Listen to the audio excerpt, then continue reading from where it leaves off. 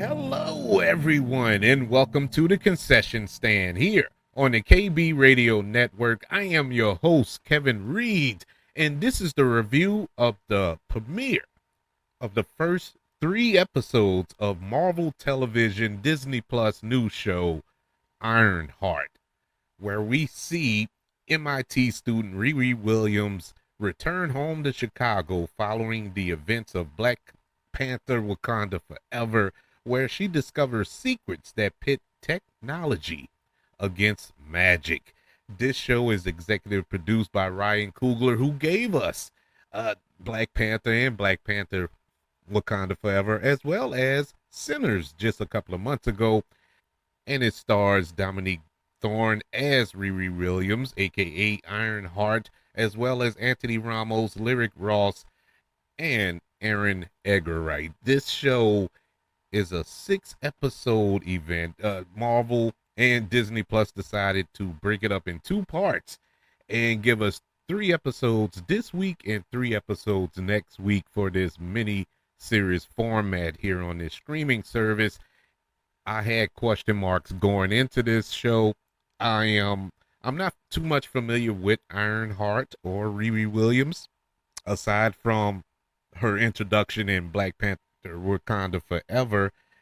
You know, she's a fairly new comic book character over the last, I don't know, 5-6 years. I don't remember when this character was introduced chronologically, but I pretty much I was on board with the character in Wakanda Forever. I thought it was an interesting character.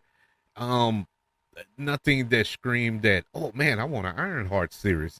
It's on Disney Plus, but I'm willing to take this ride. Ryan Coogler's still involved. I'm a big fan of everything that he's a part of. So hey, let's try it. And it's good to see a black superhero on screen, a black female superhero nonetheless, and that was exciting as well. And so I was all on board with it. I'm not on board with it. These 3 episodes was a chore to get through. It really was. I would say I'm disappointed, but I'm not. I really have no emotional attachment to this character, to whereas I'm like, oh man, they did Riri Williams wrong here. Boy, they did her dirty in this show. I don't have that feeling because like I said, I didn't follow the character in the comics. I don't know if they're deviating from how this character operates in the comic book, but just going off of what I saw in Wakanda Forever and going off of these first 3 episodes here, I I am not on board with this character. The character just Riri Williams just doesn't work for me. They gave us 3 episodes here to kind of get us behind this character and cheer for this character, but it didn't do it, man. These 3 episodes did not do the job. Nothing screamed superhero. Nothing screamed hero. Period. From her, I wanted her to do something, you know, do something. And I'm not saying we needed 3 episodes of just action packed flying around, being a Tony Stark clone type thing. But just present some sort of characteristic in her to whereas I'm like, okay, I'm behind her. Her reasoning behind what she's doing, the choices that she's making, the choices that she makes in these first 3 episodes are idiotic for somebody who is a genius. And going by the little that I do know about her character in the comics, she is more intelligent than Tony Stark. She is, or should I say, she has the intelligence level of a Shuri from Black Panther. She has that type of, at least that high of a IQ. But this show doesn't depict that. She makes some of the most boneheaded, stupid decisions that you can think of. Yeah, she's smart when it comes to building the suit and creating the AI and so on and so forth. But, common sense, she doesn't have. She doesn't have much in it. I mean, this is so bad, man. The only thing about this show that was interesting was Aaron Eggerich's character. And I'm not going to go into spoilers if you haven't seen it, but he has an interesting development and arc in these 3 episodes. I'll say arc like his story is over. No, he's still in the show, but I like where that character is going, and I like how that character is written and developed and acted by Aaron Eggeright. This was a really good role for him. He's the level of actor that I will wonder why he took a role like this. Not to poo-poo on a show like that, but he's.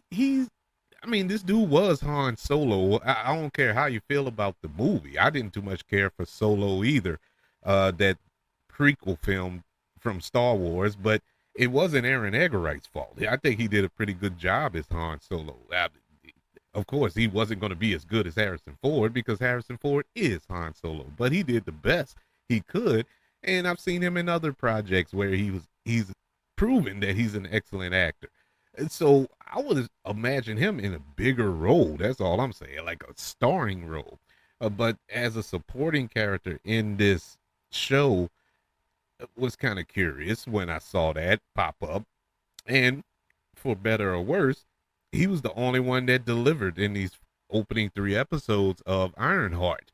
I think he is the only one who knew what type of show he was on, and that's part of the problem too with this show so far is that the tone is all over the place. Yeah, we're mixing technology and magic, but there's a different way that this show can flow. It just didn't have a consistent flow. Was it a comedy? Is it drama? Is it post trauma that you're dealing with? Is it a dark demonic presence that's around? It's so much going on, and this is just the 3 episodes here, and you left off at the end on the 3rd episode, which was the better of the 3.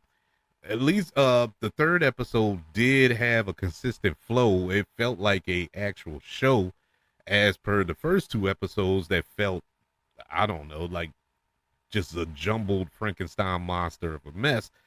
But once you get to the end of the 3rd episode, you still don't know where this show is going. I have no idea where this show is going, man. It's frustrating when you arrive at a point of a season or even a movie, and you have more questions at the end than you did at the beginning. I'll have so many questions that it is impossible to be answered in 3 episodes that we're going to get next week. I would have felt better, honestly. I would have felt better if they would have just dumped all 6 episodes out at once. I think this show would have benefited from that, because as it stands right now, if it's not for the fact that I do this show, I probably wouldn't even watch the last 3 episodes next week. At least not when they drop. I wouldn't. It wouldn't be premiere viewing. I'll see it when I see it. That's how I feel. But since I do the show, I'm gonna watch it when it premieres. But I'm not excited for it. I was hoping to get something going. Now, I do see something there. There is a show, real good show, buried deep, deep, deep, deep within this show.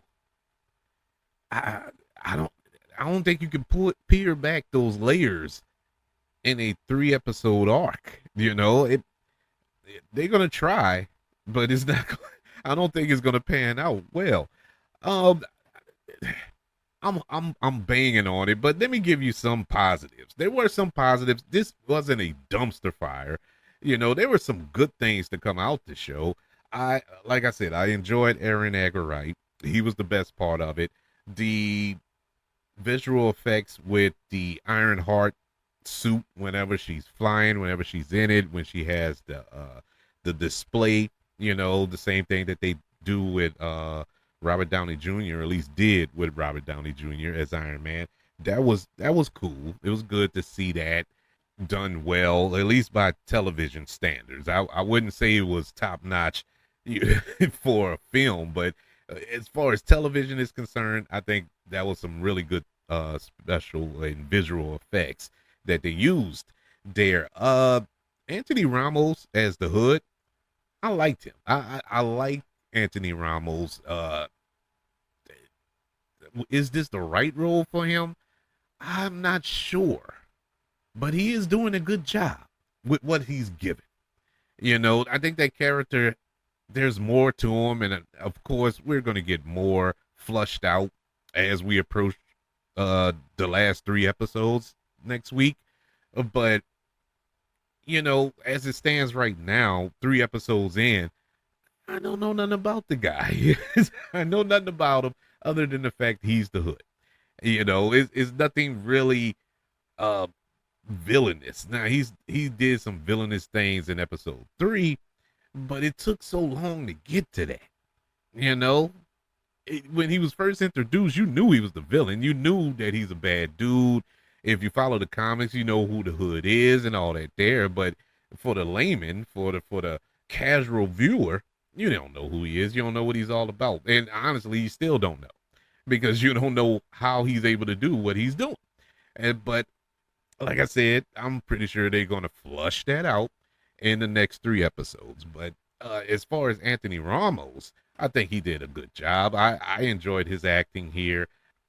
My second favorite performance behind Aaron Everett is Lily Ross, who portrays Natalie on this show. I enjoyed her. When she first popped up, I think it was episode 2. No, at the end of episode 1, I was like, oh man, this character is going to be so annoying. I could just sense it. I can feel it in my bones. But I was wrong. I can honestly say I was wrong. She was really, really good. I haven't seen her in anything else. I think she was on This Is Us. I think that was her only other big mainstream thing that she's done.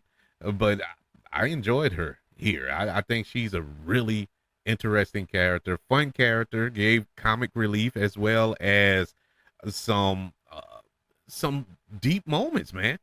And she was able to carry, straddle that line with both, and I think she did an excellent job.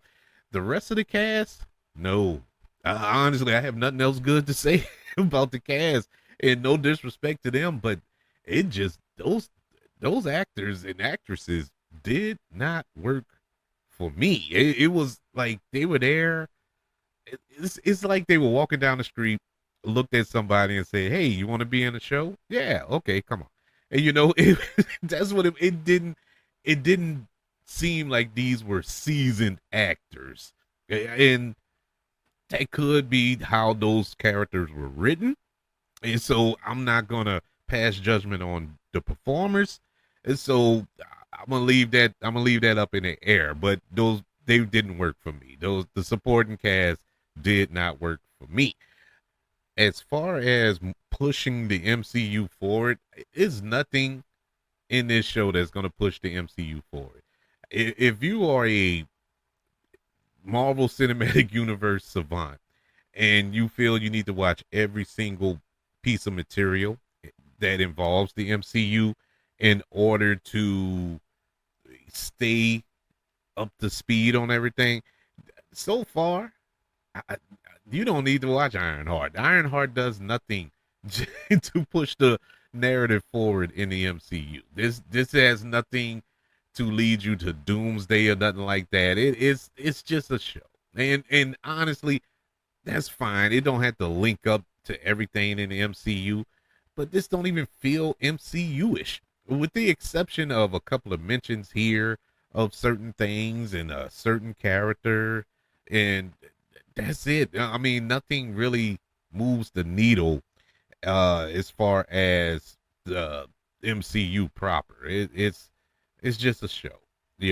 But we are promised of something big at the end of this show, I guess, as far as the magic is concerned, because that's the big marketing push here. The marketing push was technology versus magic. We are halfway through this miniseries, and we haven't seen that yet. we haven't seen it yet. Yes, we've seen flashes of magic And we didn't get that to the end of the third episode. And the technology side, yeah, we got a lot of that. But aside from that, there hasn't been a clash of styles here. It's just I don't know. I don't know how they're gonna pull this off, man. I really don't. It's gonna be interesting to see. Now there is a character that has been teased for the longest time. If you follow, you know, all of the what's going on in the Marvel Cinematic Universe, you know who this character is. That has been teased, well, at least not teased by Marvel, but a lot of fans been clamoring for this character since WandaVision. And that character hasn't popped up. There were rumors that the character was going to pop up on this show. And I never understood why. I never understood why, because it's Ironheart. You know? Why would you introduce that character in the MCU in the Ironheart show? But whatever. We haven't got that introduction as of yet, but it has been teased. And it's an actor who was cast in this show who hasn't appeared yet. Sacha Baron Cohen. You know, Borak. He was cast on this show. He's a part of this show. He hadn't shown up in the first 3 episodes. And so logically he'll pop up in the next one of the next 3, but he was rumored to be cast as Mephisto. Now, why is Mephisto in Ironheart? I don't know. I guess we're gonna have to wait and see. But it logically just doesn't make sense to me. Now it's a rumor. It isn't confirmed or anything. If you look it up, Google it or whatever, they say that Sacha Baron Cohen is cast. He's a part of this show, but they never disclose who he is, which pretty much throws gasoline on that fire that people are speculating he's Mephisto. But I don't know, man. I don't know. I knew this going in, you know, and I was curious to see how they would do that. But as it stands right now, I don't see what's the point. You gonna have him in basically for a cameo or whatever. I don't know. It just, the show is not making sense. It feels like a jumbled mess. And I know this show went through a lot of production problems. They've been filmed this. They filmed this like 4 years ago. They've been wrapped up filming this show. Yeah, but it was going through a lot of changes. I think they had to go back and reshoot it, at least half of the show or whatever the case may be. But it was a lot going on, rewrites and all this other stuff. So it was a mess from its inception. So the product of that, it has been shown to the world, and it's not a good look. It's not a good look. But like I said, it's not a dumpster fire, but it isn't anything that's going to be like, oh man, the MCU back on track. No, not on this one. It's not on this one, unfortunately. I would like to know your thoughts of the first 3 episodes of Ironheart, which is currently on Disney Plus. Email the show, kbradiopodcast@gmail.com. You can also search for the show and comment on all my social media platforms. Just search for the KB Radio Network. Also, don't forget about YouTube. Subscribe to the KB Radio Network channel and like this video if you don't mind. Don't forget about the 5 stars, the reviews, and sharing this show if you're listening on Apple Podcasts, Spotify, iHeartRadio, wherever you are currently listening to the concession stand here on the KB Radio Network. Everybody, thank you for joining me for the, I guess, recap. It ain't really a review. It's more of a rant than anything, but it is what it is. Of the first 3 episodes of Ironheart. I want you all to know that I love you. Continue to love everyone. And until we speak again, you all be blessed.